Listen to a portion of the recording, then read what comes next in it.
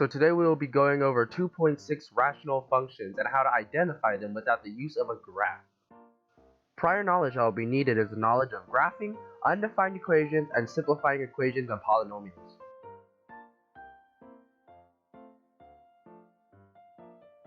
So what is a function? A function is defined as an equation that can be written as fx is equal to n of x over d of x, where d of x cannot equal to 0. As you can see, there's lots of different examples of what a rational function can be. So today we will be talking about how to find the horizontal asymptotes, vertical asymptotes, holes, domain, and range of rational functions without using the graph. There are three different ways to find the horizontal asymptote of a rational function, and they all involve the highest degree of both n of x and d of x. In the first way, if the highest degree of n of x is greater than the highest degree of d of x, then the horizontal asymptote does not exist. If the highest degree of n of x is less than the highest degree of d of x, then the horizontal asymptote is at y is equal to 0. If the highest degree of n of x is equal to the highest degree of d of x, then you simply take the leading coefficient of n of x and divide it by the leading coefficient of d of x, as seen in the examples on screen.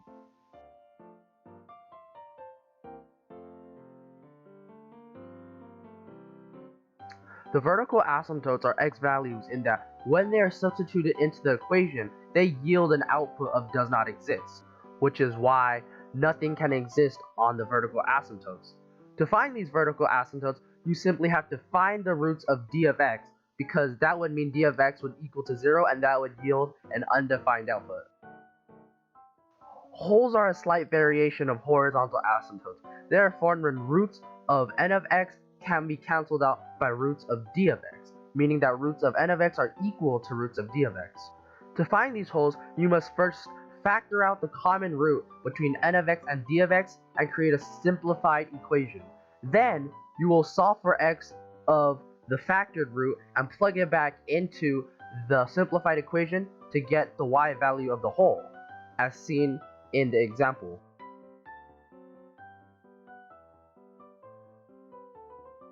The domain is a set of possible inputs that you can substitute inside of the function to get a real output. So, the domain would be negative infinity to positive infinity, with the exception of discontinuities like vertical asymptotes and holes. To find the range, you must first plug in x values that are near the vertical asymptote.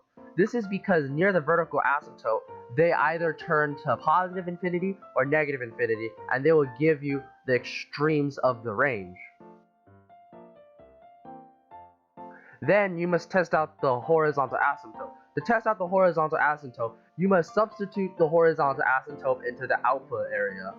Then you solve for x. If it does pass through the horizontal asymptote, you should get a pair of coordinates at the end.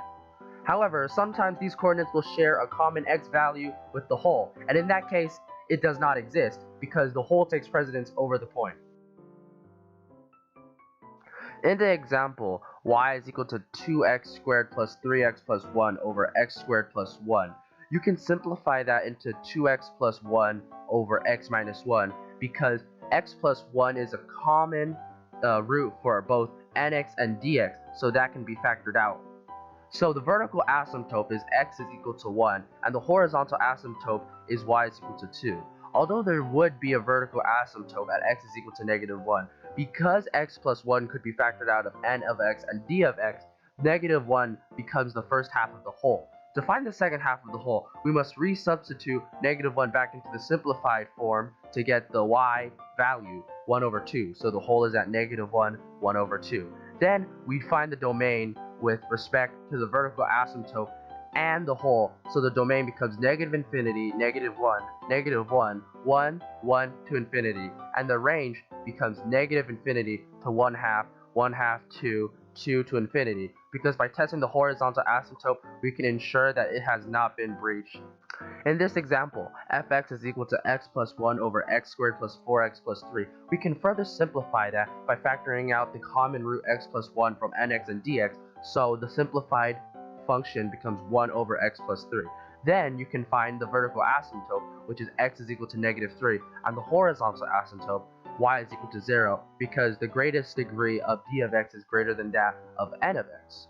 Now there would be a vertical asymptote at x is equal to -1, but because x plus 1 was factored out, -1 becomes the first half of the whole. To find the second half, we must substitute -1 back into the simplified formula, 1 over x plus 3, and it will get the output 1 over 2, so the whole is at -1, 1 over 2. Now we find the domain with respect to the vertical asymptote and the whole, so the domain is -infinity, -3, -3, -1, -1, infinity.